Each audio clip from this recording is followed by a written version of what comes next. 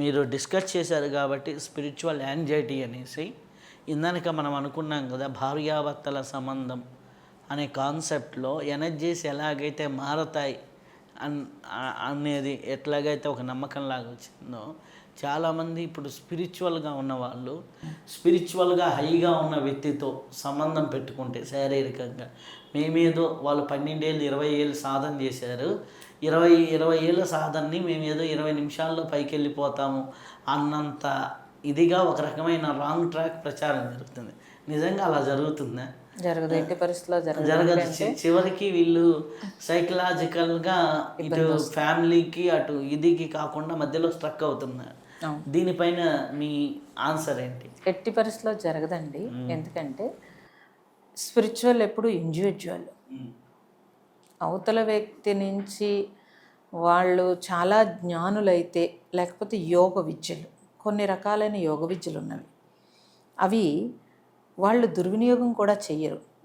Next జనరేషన్కి అందించాలి మన విద్యలు అన్నప్పుడు ఆ శిష్యులు తయారు చేసి వాళ్ళకి అందిస్తారు గురువు తప్పించి. ఈ టైప్ ఆఫ్ ఎప్పుడైతే మీరు శారీరక సంబంధాల్లో ఇవన్నీ కుదరవు. శారీరక సంబంధాలు పెట్టేసుకుని ఆ స్పిరిచువల్లో వాళ్ళతో అయితే కనుక ఇలా బాగుంటుంది అలా బాగుంటుంది అన్నది కూడా చాలా పెద్ద పొరపాటు. ఇది బయట కేవలం వాళ్ళ మనోవాంఛ ప్రకారము సర్దుకోవడమే తప్పించి ఇవన్నీ కూడా కరెక్ట్ అయితే ఇది కాదు. ఎందుకనంటే మనకి భారతదేశంలో అనేక విద్యలు ఉన్నాయి. ఆ విద్యల్లో తాంత్రిక విద్య, యోగ విద్యలు, అనేక రకాలైన మనకి శాస్త్రాలు బోల్డ్ ఉన్నాయి కదా. వాటన్నింటిలో కూడా కొన్ని సూక్ష్మము కొన్ని స్థూలము ఉన్నాయి. సూక్ష్మతలో ఆ గురువు ఆ శిష్యుడికి ఉండే సంబంధాన్ని బట్టి వాళ్ళ సత్సంకల్పంతో ఇవ్వాలే తప్పించి ఇల్లీగల్ రిలేషన్స్ తోటి రావు. అక్కడితో అవన్నీ కట్ అయిపోతాయి. కొన్ని విద్యలు అయితే కొన్ని రకాలైనవి చేస్తే టచ్ చేసిన వాళ్ళు మొత్తం విద్యలన్నీ పక్కపోతాయి. ఆ శక్తులే ఉండవు అసలు. కానీ తెలియక పీపుల్ అలా అనుకుంటారు, తెలియక అలా అనుకుంటారు. స్పిరిచువల్లో చాలా వరకు అందుకే రామకృష్ణుడు, రమణ మహర్షి వీళ్ళందరూ కూడా ధనం కూడా ముట్టుకోలేదు వాళ్ళు. ఎందుకని అంటే ద్రవ్యశుద్ధి లేకుండా ధనం ముట్టుకుంటే చాలా వరకు సూక్ష్మతలో వాళ్ళకు ఉండే ఆ గ్రహణ శక్తి అంతా పోతుందని కదండి. ఇప్పుడున్న స్పిరిచువల్లో ఎలా అయిపోయిందని అంటే ప్రతిదానికి డబ్బు, లేకపోతే ఇనిషియేషన్లనో, లేకపోతే దీనికి దాన్ని హీలింగ్ ప్రాసెస్లనో, లేకపోతే అదనో ఇదనో డబ్బు. మన పూర్వం బ్రాహ్మడు మంత్రం చదివి కూడా డబ్బు తీసుకోకూడదు. నువ్వు సంతోషించి ఇస్తే దక్షిణ ఇస్తే కనుక అది ప్రసాదం కింద వాళ్ళు స్వీకరించారు, కానీ డిమాండ్ ఎప్పుడు చేయలేదు. అంటే శాస్త్రము వాళ్ళకి ఏం చెప్తోంది అని అంటే, అలా డిమాండ్ చేస్తే కనుక నీకున్న విద్యను నువ్వు అమ్ముకున్నట్టయితే అది పాపం కింద అవుతుందని చెప్పి గురువులందరూ కూడా, గురువుల దగ్గర కూడా ఇదే వర్తిస్తుంది. వాళ్ళకి సంతోషించి ఎవరైనా దక్షిణ ఇస్తే తీసుకోవాలి తప్పించి ఈ హీలింగ్ ప్రాసెస్కి ఇంత, ఈ మెడిటేషన్కి ఇంత, దీని నుంచి అడ్వాన్స్ కోర్స్కి ఇంత అన్నారు అని అంటే వాళ్ళ దగ్గర శక్తులు ఏమీ ఉండవు అని శాస్త్రం చెప్తోంది. శాస్త్రము ప్రమాణము మనకి ప్రతి పూర్వం అంతా చూస్తే కనుక తెలుస్తుంది మనకి. అలాగే తీసుకున్నారే తప్పించి అవతలవాడు సంతృప్తిగా, సంతోషంగా, కృతజ్ఞతతో ఏమి ఇవ్వాలో తెలియక వాళ్ళు ఏమి ఇస్తే అది ప్రసాదం కింద స్వీకరిస్తే వీళ్ళ విద్య ఉంటుంది. కానీ లేకపోతే ఇన్ని సంవత్సరాలు చేసిన సాధన కూడా పక్కకు వెళ్ళిపోతుంది. అటువంటప్పుడు ఇంకొక వ్యక్తితో కలిసి నేను శక్తులు తీసుకుంటానంటాం పెద్ద పొరపాటు. ఇంకోటి, ఇప్పుడున్న జనాలు కూడా ఎలా ఉన్నారంటే దక్షిణ ఇచ్చే దగ్గర చాలా ఇదిగా ఉంటున్నారు. మొన్న రీసెంట్గా ఒక బ్రాహ్మణులు మంచిగా ఒక వివాహం చేయించాను, చాలా స్పష్టత చేయిస్తే ఆయన ఏమన్నారు, మీ ఇష్టం నాయన అన్నాడు. మీ ఇష్టం నాయన అనగానే 1116 ఇచ్చారు. ఇస్తే ఆయన ముఖం కొద్దిగా చిన్నబుచ్చుకున్నాడు. మామూలుగా పెళ్ళి జరిగింది చాలా ఆర్భాటం. అంటే ఎందుకంటే నేను తర్వాత పెళ్ళికొడుకుని, అంటే పెళ్ళికొడుకు అంటే నాకు కొద్దిగా తమ్ముడు వరుస అవుతాడు.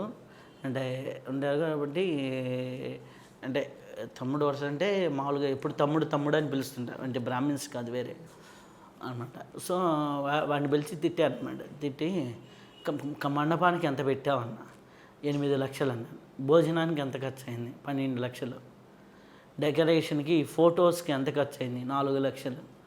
ఇట్లా అడిగి పంతులకి ఎంత, మా నాన్న వాళ్ళు ఇస్తారండి 1116, 1116 ఎప్పుడు నుంచి, అది శాస్త్రం అండి అని ముందర వాళ్ళ అంటే టౌన్లో అటుపక్క నుంచి ఇటుపక్క ఆటోకి వచ్చి ఆటోకి వెళ్ళడానికి ఆ బియ్యం మిగిలిన వాళ్ళ దగ్గర మంచి క్వాలిటీ భోజనం దగ్గరేమో పెడతారు, ఇక్కడికి వచ్చేసి స్టోర్ బియ్యం పెడతారు పూజకి. అక్కడ గణపతి పెట్టి వీళ్ళు అక్షింతలు ఎత్తుంటారు, పురుగులు గణపతికి ఎక్కుతుంటాయి. ఇట్లాంటి పరిస్థితి కూడా ఉంది. ఇది కూడా చాలా అది పీపుల్కి పాపం అండి. ఎందుకంటే చేయించు నిజాయితీగా చేసిన బ్రాహ్మడికి మనము సంతృప్తిగా ఇవ్వకపోతే కనుక అతని ఆశీర్వాదం వీళ్ళకేం ఫలించదు. ఓకే, ప్రజలు అలాగే ఉంటారు. అది అది అందరం మేము కూడా చూస్తూ ఉంటాం. ఇప్పుడు మాకు ఆశ్రమం వచ్చి అందరూ తినిపోతూ ఉంటారు. కొంతమంది అయ్యో మేము తిన్నాం కదా అని ఇస్తారు, కొంతమంది ఎవరు, అది వేరే విషయం. కానీ పీపుల్ ఎప్పుడూ కూడా భయపెడితే, బెదిరిస్తే డబ్బులు గట్టిగా కట్టడం, అవతల వాళ్ళు ధర్మంగా ఉంటే కట్టకపోవడం వల్ల చాలామంది అధర్మానికి వెళుతున్నారు. అది అది ప్రజల్లో కూడా ఆ అవేర్నెస్ రావాలి. ఎవరైతే నిజాయితీగా ఉంటున్నారో వాళ్ళకి మనం సహకరిస్తే నిజాయితీ అయిన వాళ్ళు ఇంకా పెరుగుతారు. ఇప్పుడు పెళ్ళికి 40 లక్షలు ఖర్చు పెట్టుకున్నప్పుడు కనీసం ₹1,00,000 పంతులు గారికి ఇవ్వగలిగితే ఆయన సంతోషించి, దాంట్లో 1% 40,000 ఇచ్చిన ఆయన ఏంది ముందు రోజు పెళ్లి కొడుకుని చేయించడానికి అన్ని రకాలుగా పెళ్లికి వచ్చాడు, మరుసటి రోజు వ్రతానికి ₹1,00,000 ఇన్ని లక్షలు ఖర్చు అయింది కాబట్టి ₹1,00,000 ఆయనకి దక్షిణగా ఇవ్వగలిగితే కనుక ఆ కుటుంబం బాగుపడుతుంది. కాబట్టి నిజాయితీగా వాళ్ళు పూజ చేస్తారు. ఎప్పుడైతే ఇలాంటివి 1-2 సంఘటనలు వాళ్ళ జీవితంలో జరిగినప్పుడు వాళ్ళు కూడా మారిపోవడానికి అవకాశం ఉంటుంది. ముందరనే డిమాండ్, అంతే కదా. అందుకని ప్రజల్లోనూ అవేర్నెస్ కావాలి, వీళ్ళకి కావాలి. నెక్స్ట్ తరం వాళ్ళకి మంచి వాళ్ళని ఉంచాలి అని మనం ప్రజల ముందు అనుకోవాల్సి ఉంటుంది. అమ్మ, ఇన్ని విషయాలు మనం మాట్లాడుకున్నాం. ఇవి ఒక రకంగా ఆధ్యాత్మికతకి సంబంధం ఉన్న బయట విషయాలు అయిపోతేమి, సాధనాపరంగా ఉన్న వాళ్ళకి ఇది అంత అవసరం లేనివి. కాకపోతే సాధనా మార్గంలో ఎక్కడ మాయల్లో పడుతున్నారనే విషయాలపైన మనం మాట్లాడుకున్నాం. ఇది అన్నీ తెలియదు. ఒక వ్యక్తి ఆధ్యాత్మికంగా నిత్యం మన నిద్ర లేవంగానే ఏం చేస్తే బాగుంటుంది, పండుకునేటప్పుడు ఏం చేస్తే బాగుంటుంది, నాకు ఏ టైం లేదు, ఓ 10 నిమిషాలు ఏం చేస్తే బాగుంటుంది అనుకున్నప్పుడు ఎలా ఉంటే వాళ్ళు ఆధ్యాత్మికత, ధ్యానాలు ఇవన్నీ కాకుండా సింపుల్గా ఎలా చేసుకుంటే ఆ జీవితం బాగుంటుంది, అంటే కొంత పరిపక్వత సాధించడానికి. సామాన్యులైనా లేకపోతే మామూలు ఎవరైనా గృహస్థులు ఎవరైనా సరే అసలు ముందు లేవగానే ఆ డే వాళ్ళ ప్రారంభమో లేకపోతే వాళ్ళ బాధ్యతలు, వాళ్ళ గృహంలో ఉండేవి అన్నింటినీ రిసీవ్ చేసుకోవాల్సి ఉంటుంది. నిద్దట్లో ఏముండవు, కానీ లేవగానే అతను ఏదో ఒక బరువు మోస్తాడు. కాబట్టి ఆ బరువు తగ్గాలి లేకపోతే ప్రశాంతంగా ఉండాలి అని అంటే అసలు లేవగానే అతను ఏదో ఒక దైవ ప్రార్థన, లేకపోతే ఏ దేవుడు ఇష్టమో ఆ దైవానికి సంబంధించిన మంత్రమో ఏదో ఒకటి అతను మొహం కడుక్కొని ముందు అది చేసుకుని, అక్కడి నుంచి లేకపోతే పూజ చేసుకుంటే పూజ, స్నానం చేసి పూజ చేసుకుని అక్కడి నుంచి తన జీవితాన్ని మొదలు పెడితేనే ఆ రోజంతా వేగం తగ్గుతుంది. మన పెద్దలు మన సంస్కృతిలో ఇవన్నీ ఎందుకు పెట్టారు అని అంటే మానసిక ఒత్తిడి తగ్గడానికి పెట్టారు. ఇవన్నీ నామం రూపం ఎందుకు పెట్టారంటే భావం కోసం పెట్టారు.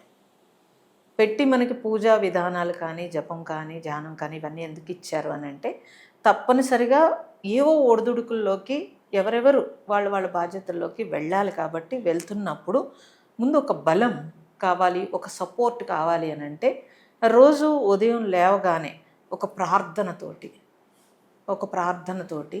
అట్లీస్ట్ మనకి చిన్నప్పుడు చెప్పేవారు, అందుకే మంచం దిగ్గానే భూమాతకి దండం పెట్టుకోవడము, అరిచేయి చూసుకుని కరాగ్రే వస్తి లక్ష్మి కరమధ్య గోవిందని లక్ష్మీదేవికి దండం పెట్టుకోవడం.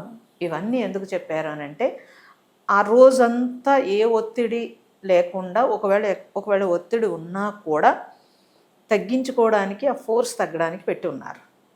అలా సింపుల్గా వాళ్ళు ఏదైనా చేసుకోవచ్చు. అలాగే రోజు మొత్తంలో అనవసరమైన విషయాలు కొంచెం తగ్గించుకుంటే కూడా హెల్త్కి చాలా మంచిది, మానసికంగా శారీరకంగా.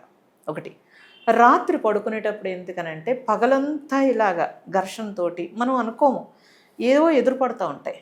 ఎవరో నచ్చిన వాళ్ళు వస్తారు, లేకపోతే మనం వద్దనుకున్న ఎవడో మనల్ని తిడతాడు, ఏవో జరుగుతూ ఉంటాయి, మనకు నచ్చినవి అన్నీ జరుగుతుంటాయి. ఒక యాంగ్జైటీ, ఒక ఘర్షణ అనేది ప్రతి మనిషిలోనూ రాత్రి పడుకునేటప్పటికి వస్తుంది. అప్పుడు కూడా అందుకే చక్కగా ఒక 20 సార్లు ఓంకారం చెప్పుకోవడము, లేదా వాళ్ళకి ఏదన్నా మంత్రమో లేకపోతే వాళ్ళకి ఏమన్నా ఉంటే అవి చేసుకోవడము, లేదంటే మంచి అమ్మవారిది ఏదన్నా చదువుకోవడము చేసి పడుకున్నారనుకోండి, రాత్రంతా స్లీప్ చాలా బాగుంటుంది. ఒక బలంతో ఆ స్లీప్ ఉందనుకోండి, అప్పుడు యాంగ్జైటీ లేకుండా, పిచ్చి పిచ్చి కలలు లేకుండా ప్రశాంతంగా డీప్ స్లీప్ నిద్రపోతాడు. ఇది చేయాల్సిన పని. ఇంకొకటి ఏం చేయాలనంటే, మనకి జన్మ నుంచి వచ్చిన అనేక రకాల పాపాలు తొలగాలి అని అంటే కనుక ఇంట్లో చిన్న చిన్నగా మనం ఆహారం తింటున్నప్పుడు ఒక 2 ముద్దలు ఏదైనా ప్రాణికి పెట్టడం, మనం వస్త్రం తీసుకుంటున్నప్పుడు ఏదైనా ఒక వస్త్రం ఎవరైనా వస్త్రం లేని వాళ్ళకి ఇవ్వడం, మనం ఏవో వస్తువులు కొనుక్కుంటున్నాం అనుకోండి, ఏదో ఒక వస్తువు ఎవరికైనా అవసరమైన వాళ్ళకి కొనివ్వడము, ఎవరికైనా అనారోగ్యం ఉంటే వాళ్ళకి ఏదైనా హెల్ప్ చేయడం, చుట్టుపక్కల ఎవరికైనా హెల్ప్ కావాలంటే హెల్ప్ చేయటము చేశారనుకోండి, ఆ డేలో మీరు చేసిన హెల్ప్ వల్ల ఒక తృప్తి వస్తుంది. ఆ తృప్తి రాత్రి నిద్రపోయినప్పుడు సుషుప్తి అవస్థకి ఉపయోగపడుతుంది. అందరూ మీరు గమనిస్తే కనుక డేలో మీరు చేసిన కర్మయోగము, నిష్కామ కర్మ ద్వారా వచ్చిన సంతృప్తి ద్వారా సుషుప్త అవస్థ పెరుగుతుంది. అలా పెరిగితే ఎనర్జీ వస్తుంది, సంతృప్తి ద్వారా సుషుప్తి పెరుగుతుంది. సెకండ్స్లో సుషుప్తి వస్తుంది మామూలుగా అయితే. ఎప్పుడైతే పగలు సంతృప్తిగా ఉన్నాడో రాత్రి సుషుప్తి పెరిగితే ఆ సుషుప్త అవస్థ పెరిగితే మన్నాడు ఎనర్జెటిక్గా ఉంటాడు. కాబట్టి ఎనర్జీ అనేది మీకు మీరే తెచ్చుకోవచ్చు. ఎలాగా? మంచి కార్యాలు చేసి, అంటే ఒక పాజిటివ్గా మనం థింక్ చేయటము, అంటే సహృదయం అంటాము. ఎందుకంటే ఈ హృదయం స్పందిస్తే తప్పించి మనం ఏమీ సహాయం చేయలేం.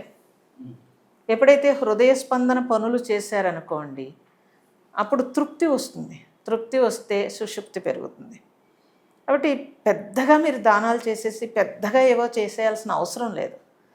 డేలో ప్రార్థనతో మొదలుపెట్టి ప్రార్థనతో ఎండ్ చేయటము, ఆ మధ్యకాలంలో మన చుట్టూ ఉండే ప్రాణులకి ఎవరికైనా సరే మనం హెల్ప్ చేయటం చేస్తే ఏ రోజుకి ఆ రోజు చేసింది అతని ఖాతాలో పుణ్యకార్యాలు చాలా పెరుగుతూ ఉంటాయి.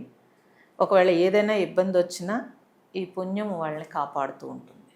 అలా ప్రతి మనిషి అలా చేయగలిగితే కనుక చక్కగా వాళ్ళు సక్సెస్ అవుతారు. అలాగే బయట సక్సెస్ ఒకటే కాదు, ఇన్నర్గా కూడా హ్యాపీగా, సంతృప్తిగా చాలా హ్యాపీగా జీవించగలుగుతారు. మీరు చెప్తారు కదా జ్యోతిష్యంలో అనేక రకాల ఈ గణాంకాలు వస్తాయి, అవన్నీ ఆగుతాయి కొంచెం. అలా చేసుకోవచ్చు.